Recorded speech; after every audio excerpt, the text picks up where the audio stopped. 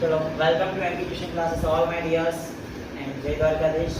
આજે આપણે સ્પોકન ઇંગ્લિશમાં જે આપણે આગળ સેલ્ફ ઇન્ટ્રોડક્શનમાં 1 થી 100 નો સ્ટેપ જોઈ ગયા છે. હવે 7મું સ્ટેપ છે ક્વોલિફિકેશન. ક્વોલિફિકેશન મીન્સ કે લાયકાત, આપણી જે લાયકાત છે, બરાબર. તો લાયકાતની અંદર સૌથી પહેલા તમે શું કરો છો અને શું કર્યું, બરાબર, તમારી એજ્યુકેશન ક્વોલિફિકેશનની અંદર. તો જો તમે ક્લાસ 10 જે 12 માં હોય કે 11 માં હોય, મેં તો 11 નું જોયું છે કારણ કે એ વખતે પેલા લોકો 11 માં હતા.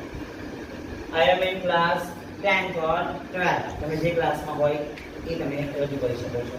I am in 10th or 12th standard અથવા તો ગ્રેડ પણ એને બોલી શકો તમે.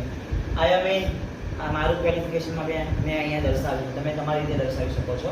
આઈ am in BSc or MSc, જેમાં હોય એમાં એન ફર્સ્ટ યર કે હું બીએસસી, કાં તો તમારું જો બીએસસી ચાલતું હોય કે એમએસસી ચાલતું હોય એના પહેલા વર્ષની અંદર હું છું, એટલે એવું તમે કહી શકો. I have a bachelors or master degree, કે મારી પાસે, હેવ મીન્સ પાસે, કે મારી પાસે બેચલર્સ એટલે કે તમે જો 12મું પતાવીને તમે કોલેજમાં જાઓ તો તમારે તો બીકોમ આવશે, કોમર્સ વાળાને, અને આર્ટ્સ વાળાને બીએ આવશે, તો એ તમારી બેચલર ડિગ્રી કહેવાય પહેલાં, જે હવે 4 વર્ષની થઈ ગઈ છે, પહેલાં 3 વર્ષ હતી. અને એની પછી બેચલર પછી તમારે માસ્ટર કરવું છે તો એ પછી માસ્ટર આવે, જેવું આપણે બીબીએ ને એમબીએ વાળું જોયું એવી જ રીતે માસ્ટર ડિગ્રી, કે મારી પાસે બેચલરની અને માસ્ટરની ડિગ્રી છે. In BSc MSc from SP university, કે એ જે ડિગ્રી છે એ શાની અંદરની છે? બીએસસી એમએસસીની છે. અને કઈ યુનિવર્સિટીની છે? તો SP university, means Sardar Patel university. I have છે આ શોર્ટ ફોર્મ, બરાબર, શોર્ટમાં લખ્યું છે.